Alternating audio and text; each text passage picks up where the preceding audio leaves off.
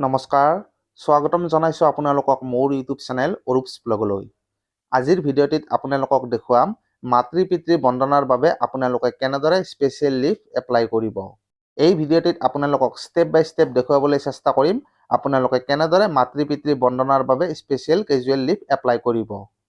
ইতিমধ্যে আপোনালোকে গম পাইছে যে অসম চৰকাৰে অহা 6 নৱেম্বৰ 2024 তাৰিখ আৰু লগতে 8 নৱেম্বৰ 2024 তাৰিখে মাতৃ পিতৃ বন্দনা স্কিমৰ অধীনত অসম চৰকাৰৰ অধীনৰ ৰাজ্যিক কৰ্মচাৰীসকলৰ বাবে স্পেচিয়েল কেজুৱেল লিভ ঘোষণা কৰিছে।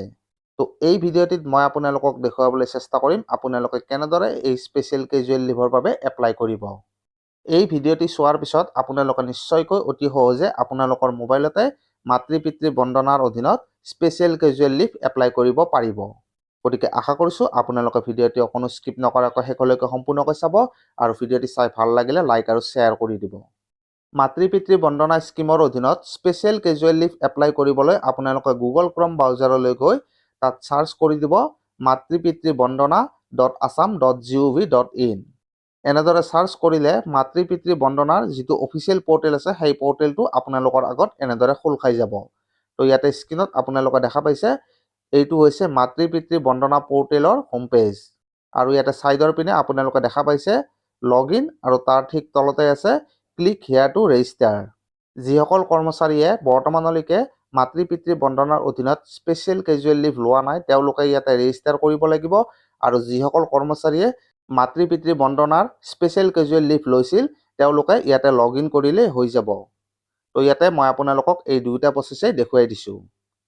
তো ৰেজিষ্টাৰ কৰিবলৈ হ'লে আপোনালোকে ক্লিক হিয়াৰ টু ৰেজিষ্টাৰত ক্লিক কৰি দিব আৰু তাত ক্লিক কৰাৰ পিছত আপোনালোকৰ আগত এনেদৰে এখন ফৰ্ম খোল খাই যাব। তো ইয়াতে আপোনালোকে দেখা পাইছে এইখন হৈছে এমপ্লয়ী ৰেজিষ্ট্ৰেশ্যন ফৰ্ম। ইয়াতে কিছু ইনফৰমেশ্যন আপোনালোকে ফিল আপ কৰিব লাগিব। তো প্ৰথমতে আছে পাৰ্চনেল ইনফৰমেশ্যন। তো ইয়াতে আছে ফাৰ্ষ্ট নেম, মিডিল নেম আৰু লাষ্ট নেম। ইয়াতে আপোনালোকে আপোনালোকৰ নামটো দি দিব। তাৰ ঠিক তলত আছে ফাদাৰ্ছ নেম। ইয়াতে আপোনালোকে পিতৃৰ নাম দি দিব আৰু তাৰপিছত আছে মাদাৰ্ছ নেম। ইয়াতে আপোনালোকে নিজৰ মাৰ নাম দি দিব। তাৰপিছত আছে mobile number, date of birth আৰু চিলেক্ট জেণ্ডাৰ। তো এইখিনি ফিল আপ কৰাৰ পিছত আছে অফিচিয়েল ইনফৰমেশ্যন।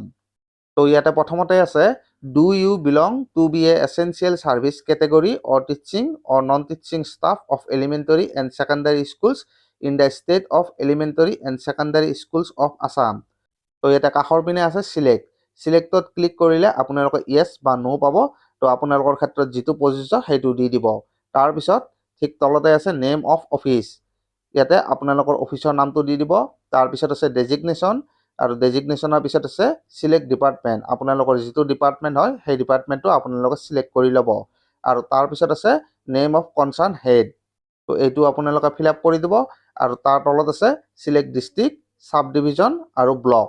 তো এইখিনি ফিল আপ কৰাৰ পিছত এইবাৰ আপোনালোকে কিছু ডকুমেণ্ট আপলোড কৰিব লাগিব আৰু ডকুমেণ্টৰ ক্ষেত্ৰত ইয়াতে উল্লেখ কৰা হৈছে প্ৰথমতে আপোনালোকে আপলোড কৰিব লাগিব অফিচিয়েল ID আৰু আপোনালোকৰ অফিচিয়েল IDটো JPEG বা JPG ফৰ্মেটত থকা হ'ব লাগিব আৰু এই ফাইলটোৰ মেক্সিমাম চাইজ হ'ব লাগিব 5 MB। তাৰপিছত ইয়াতে আপোনালোকে আপলোড কৰিব লাগিব পাছপোৰ্ট চাইজ ফটোগ্ৰাফ। এই পাছপোৰ্ট চাইজ ফটোগ্ৰাফখনো JPEG অথবা JPG ফৰ্মেটত থকা হ'ব লাগিব আৰু ইয়াৰে মেক্সিমাম চাইজ হ'ব লাগিব 3 MB। এই দুখন ডকুমেণ্টছ ইয়াতে আপোনালোকে আপলোড কৰিব লাগিব আৰু আপলোড কৰাৰ পিছত ইয়াতে তলৰ পিনে আছে I certify that the above information I have provided is true and complete to the best of my knowledge.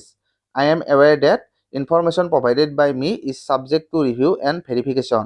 তো তাৰ কাষতে এটা বক্স আছে। তো এই বক্সটোত আপোনালোকে ক্লিক কৰি দিব আৰু ক্লিক কৰাৰ পিছত তাৰ তলৰ পিনে আপোনালোকে এটা কেপচা পাব। সেই কেপচাটো যি ধৰণে আছে তেনেদৰে আপোনালোকে ইয়াতে বহুৱাই দিব আৰু বহুৱাৰ পিছত ৰেজিষ্টাৰত ক্লিক কৰি দিব আৰু ৰেজিষ্টাৰত ক্লিক কৰিলে আপোনালোকৰ ৰেজিষ্ট্ৰেশ্যন প্ৰক্ৰিয়া কমপ্লিট হৈ যাব। এইটো হৈছে মাতৃ পিতৃ বন্দনা পৰ্টেলত ৰেজিষ্ট্ৰেশ্যনৰ প্ৰচেছ। আনহাতে যিসকল কৰ্মচাৰীয়ে যোৱা বছৰ মাতৃ পিতৃ বন্দনাৰ অধীনত স্পেচিয়েল কেজুৱেল লিভ লৈছিল তেওঁলোকে এই বছৰ ৰেজিষ্ট্ৰেশ্যন কৰাৰ কোনো দৰকাৰ নাই। তেওঁলোকে কেৱল মাত্ৰ এই পৰ্টেলটোত লগ ইন কৰিলেই হৈ যাব। তো লগ ইন কৰাৰ বাবে এই পৰ্টেলটোৰ হোম পেজত আপোনালোকে লগ ইন অপশ্যনটো পাই যাব। তো ইয়াতে আপোনালোকে দেখা পাইছে এণ্টাৰ ৰেজিষ্টাৰ্ড মোবাইল নম্বৰ। তো ইয়াতে আপোনালোকে যোৱা বছৰ যিটো মোবাইল নম্বৰ দিছিল সেই মোবাইল নম্বৰটো এণ্টাৰ কৰিব আৰু এণ্টাৰ কৰাৰ পিছত চেণ্ড OTPত ক্লিক কৰি দিব আৰু চেণ্ড OTPত ক্লিক কৰাৰ পিছত আপোনালোকে এনেদৰে এটা নটিফিকেশ্যন পাব OTP চেণ্ড ছাকচেছফুলি। আৰু তাৰপিছত ইয়াতে আপোনালোকে পাব enter the OTP send to your mobile number. তো ইয়াতে আপোনালোকে যিটো OTP লাভ কৰিছিল সেই OTPটো ইয়াতে এণ্টাৰ কৰি দিব আৰু এণ্টাৰ কৰাৰ পিছত লগ ইন উইথ OTPত ক্লিক কৰি দিব। তো ইয়াতে ক্লিক কৰাৰ লগে লগে আপোনালোকৰ লগ ইন হৈ যাব আৰু পৰ্টেলটোত আপোনালোকে তেতিয়া লগ ইন হোৱাৰ পিছত এনেদৰে দেখা পাব। ইয়াতে আপোনালোকে দেখা পাইছে এপ্লাই ফৰ লিভ। তো তাত আপোনালোকে ক্লিক কৰি দিব আৰু তাত ক্লিক কৰাৰ পিছত আপোনালোকে এনেদৰে দেখা পাব। তো ইয়াতে আছে to whom you want to spend time with or visit. তো ইয়াতে তলৰ পিনে আছে চিলেক্ট। তো চিলেক্টত ক্লিক কৰিলে আপোনালোকে দুটা অপশ্যন পাব আৰু সেই অপশ্যন দুটা হৈছে পেৰেণ্টছ অথবা পেৰেণ্টছ ইন লছ। তো ইয়াতে আপোনালোকে যিকোনো দুটাৰ ভিতৰত যিটো আপোনালোকৰ ক্ষেত্ৰত প্ৰযোজ্য তো সেইটো আপোনালোকে চিলেক্ট কৰি দিব আৰু চিলেক্ট কৰাৰ পিছত লিভ ফ্ৰম আৰু লিভ টু। তো এই দুটা ডেট আপোনালোকে চিলেক্ট কৰিব লাগিব। তো ইয়াতে দিয়া আছে leaves will be considered only for working days 7th November 2024 being Chhat Puja and notified government holiday will be excluded if it falls in between the leave dates.